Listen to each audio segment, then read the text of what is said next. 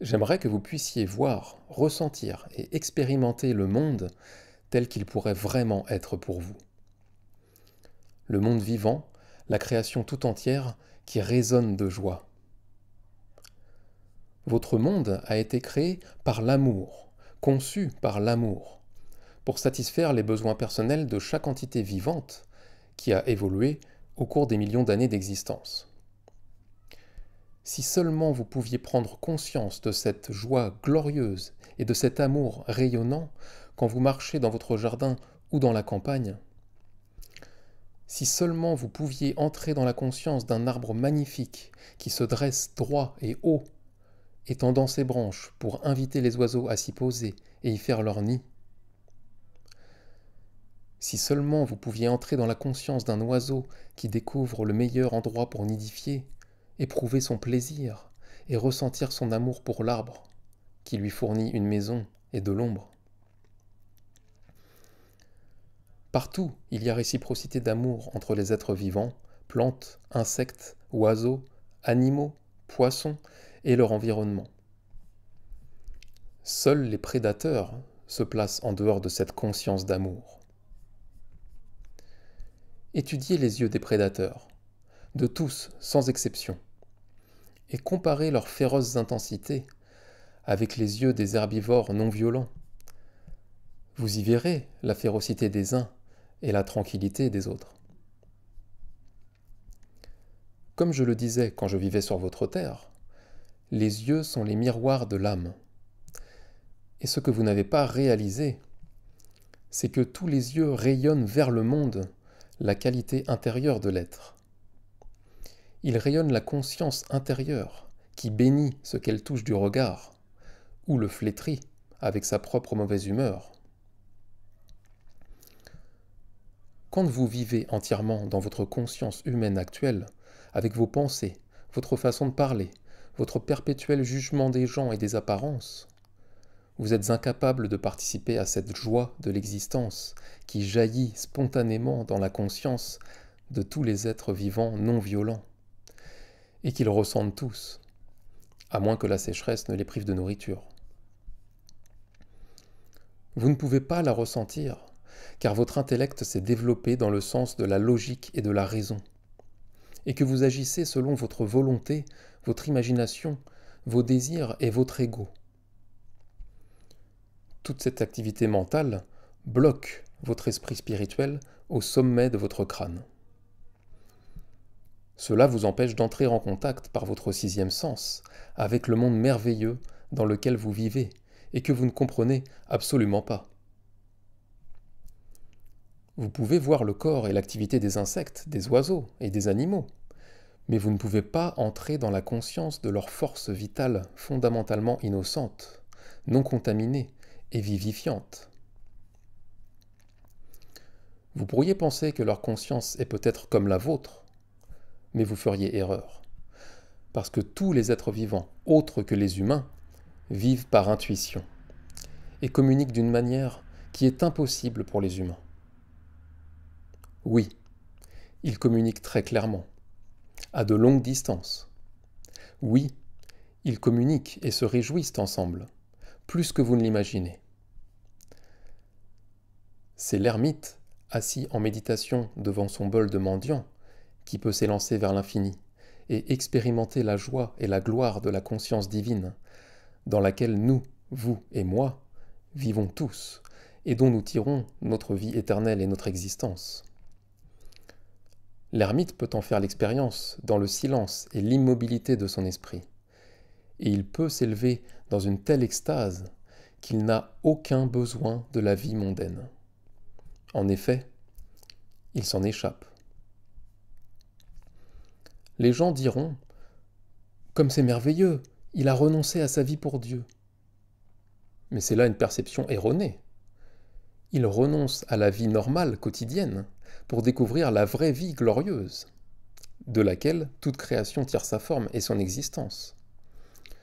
Il ne peut y avoir plus merveilleuse expérience de rayonnement resplendissant et d'extase spirituelle que celle-ci. Mais cela reste une évasion, qui offre certes de grandes récompenses, mais qui va aussi à l'encontre des objectifs de l'existence dans votre monde. Il est extraordinaire et merveilleusement exaltant de rester dans le rayonnement de l'amour et de la tranquillité absolue pendant un moment, et de posséder vous-même la connaissance de cette merveilleuse dimension de l'éternité. Là, votre esprit peut entrer dans des aspects transcendants de la connaissance universelle. Votre vie humaine prend un nouvel éclat, une lumière et une joie nouvelles et une signification plus grande. Mais ce n'est pas votre véritable objectif dans la vie.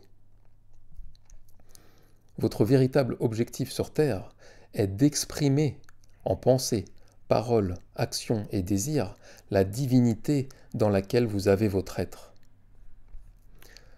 Vous pouvez faire cela en méditant, en purifiant votre esprit de toute pensée négative, ou bien en vous tournant vers les autres pendant la journée pour leur offrir un sourire amical et la reconnaissance de leur être, en reconnaissant qu'eux aussi sont vivants et donc importants, et qu'ils coexistent avec vous, quel que soit leur statut dans la vie. Quelle joie extraordinaire de pouvoir aimer l'homme tombé dans la misère, ne possédant rien de matériel et obligé de vivre en mendiant, autant que l'homme qui a atteint une richesse et un prestige indescriptibles et qui vit une vie enviée par les autres.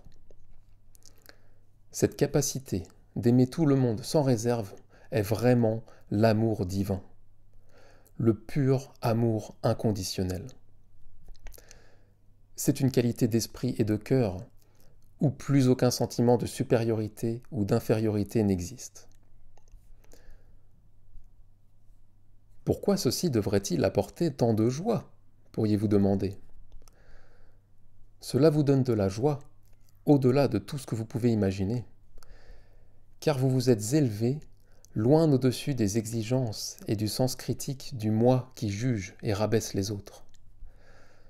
Quelle libération extraordinaire de l'esprit vous éprouverez quand vous pourrez enfin être insulté ou escroqué par quelqu'un, tout en étant capable de voir au-delà de ses paroles et ses actions, pour percevoir sa divinité fondamentale.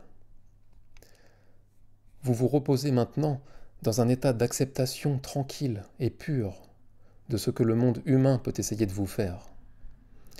Et vous ne cessez jamais de sourire, parce que votre monde est un monde de soleil et de lumière spirituelle créé par le divin. Et vous êtes conscient que ceux qui essayent de vous blesser n'ont pas encore réussi à trouver ce monde sacré, conçu et façonné par l'amour pur. Lorsque vous savez cela de façon si certaine, si claire, comment pourriez-vous ne pas avoir pour eux uniquement la compassion et la sollicitude les plus profondes, alors qu'ils luttent, parfois courageusement, avec leur ego qui les prend dans ses filets?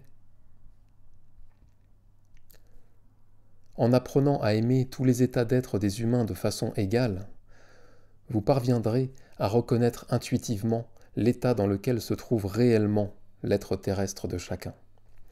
Et vous serez capable de percevoir ce qu'il y a de précieux dans la vie et ce qui n'est qu'une couche de vernis de l'ego en recherche de confort et de prestige. Vous ne serez plus dérouté, ni même ému, par le spectacle extérieur. Si vous étudiez les lettres 5 et 6, vous pourrez voir clairement et exactement pourquoi je dis que le monde est fait par amour, avec amour, et soutenu par l'amour. Quand vous comprendrez pleinement pourquoi c'est ainsi, il est possible que vous alliez plus loin dans la prise de conscience et voyez que le fait d'entretenir des pensées contraires à l'amour vous coupe de la réalité fondamentale de l'existence. Cela vous place dans un monde d'ombre qui ne vous permet plus de voir le monde tel qu'il fut créé par la conscience divine après le Big Bang. Vous pouvez seulement voir les images de ce monde vivant. Vous ne pouvez pas en ressentir la joie. Arrêtez-vous un instant sur votre monde tel qu'il est aujourd'hui, sur la mentalité moyenne des hommes et des femmes gouvernés par l'ego, et pensez ensuite à la joie et à la beauté de ce qui est vraiment juste au-delà de votre vision normale, hors de vue à cause de la pensée humaine et du comportement humain.